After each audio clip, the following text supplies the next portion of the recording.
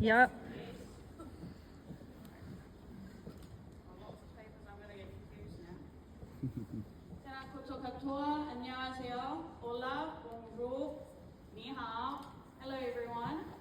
It's such a pleasure to be here with you today, and thank you so much to the school and Jason for inviting me, especially during International Week.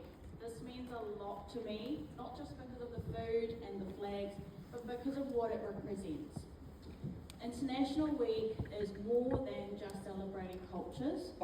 It's about courage. It takes to start fresh in a new place, and the kindness it takes to make someone feel like they belong. So let me take you back. 20 years ago, I arrived in New Zealand from South Korea. I was about your age, maybe a bit younger. I had one suitcase and a big dream. My English wasn't as fluent as it is now. I didn't know a single person. I wasn't sure if I would fit in. Back then, Christchurch felt like a totally different place. One Korean supermarket, no Korean barbecue restaurants, definitely no K-pop on the radio.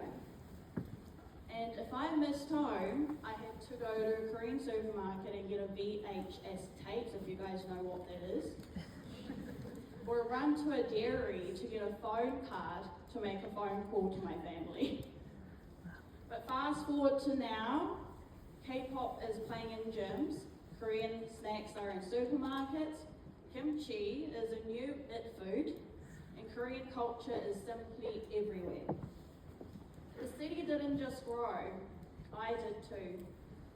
And one of the biggest things I've learned is this: a place that feels like a foreign place can eventually feel like home. And you don't have to change who you are. You grow into who you're meant to be. At the beginning, I had no idea what was going on. Kiwi humour, totally over my head. I didn't get the slang.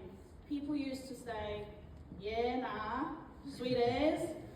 And I'd just stand there and be like, sweet as what? And I didn't know people were either joking or roasting me. I just became a professional at smiling and nodding, like I understood everything. Spoiler, I did not. And I also genuinely thought Kiwi people were poor because they walked around barefoot, like no shoes. Meanwhile, they were living in giant houses with a trampoline and boat in their driveway. I was so confused. And then there were random strangers smiling and saying hello. I panicked. I was like, how do you know me? Do they know me? Are they going to kidnap me? Turns out they were just being friendly, wild, right?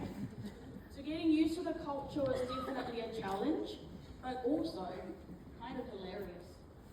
So like a lot of international students, I just wanted to blend in.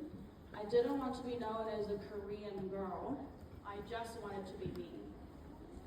So when I was chosen as a prefect, the first international student to ever receive that honor, it was a moment I'll never forget because it meant I belong here and I was accepted. And here's what I learned from that. Belonging doesn't just happen by accident. It's something we build together. So to the local students, you might not realize this, but your kindness and your invitation to welcome someone in your group or to have lunch with, you can completely change someone's life. And that is leadership. And those small things actually matter. And to international students who are still adjusting and who are still trying to figure things out, you're not alone. Every time you speak in class when you feel nervous, every time you say yes to trying something new, you're building confidence, resilience, and strength. You're learning how to actually be brave. And behind many of you, I know, is a story of sacrifice. Some of your parents may have left everything behind them, their family, their friends, their jobs, familiarity, to come here and give you a better life. And that's what love looks like. That's what real courage looks like.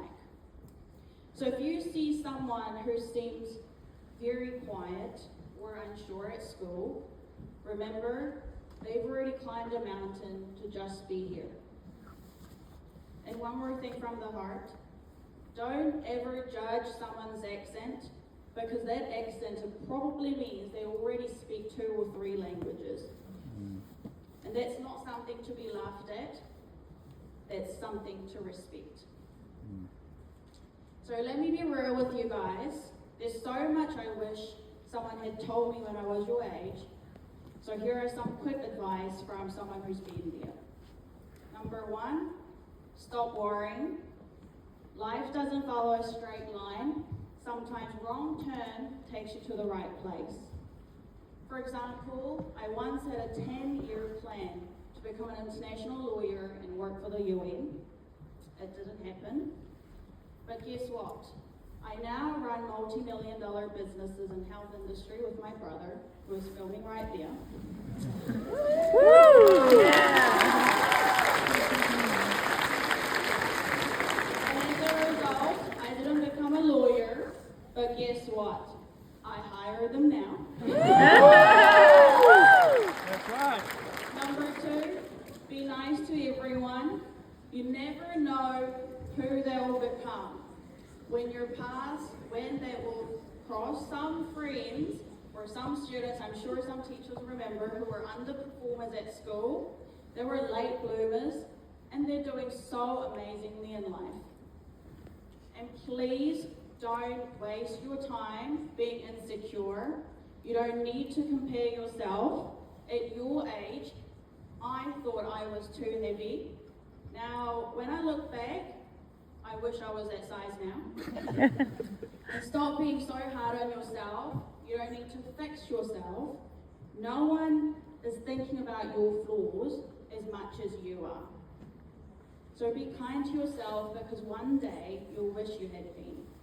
So during this week, as we celebrate this amazing cultures, let's also celebrate the courage it takes to leave home, the kindness it takes to welcome others, and the strength that we build when we're together.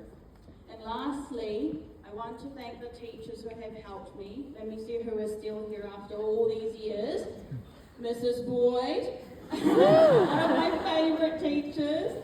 Miss Hornsey, I see you there. She has the best handwriting, if you guys haven't seen. Who else? We have Mrs. Smith. I saw you before. She still looks amazing. It's the Asian gene in her. And I think on the board I saw, Mrs. Brown. I saw you there too. Yes, I love just seeing all the teachers who were there when I was school. I was 09, class of 09, so that was a while ago. Does that make you feel old? So thank you for believing in me and pushing me to strive for better. My English wouldn't be this good if it wasn't for Miss Rainey, probably. And with everything that hasn't changed in the world, one thing hasn't. Christchurch Girls High still produces strong, independent women. Woo! Woo! Woo! And then I have friends who are still closest friends to this day, as you guys can see all in those my high school photos. They're still friends to this day. I want to thank them for welcoming me with such open arms, and to all the strong women who have helped shape me, especially my mom, who's not here, but I wouldn't be here today when she is still alive. She's in Korea. And to every single one of you, you're not here to follow a path. You're here to create your own. You don't need to wait to be chosen. You can choose yourself. And that's what independence is. That's what leadership is. And that's what womanhood can be. Ngā mihi nui, thank you. Kamsahamnida.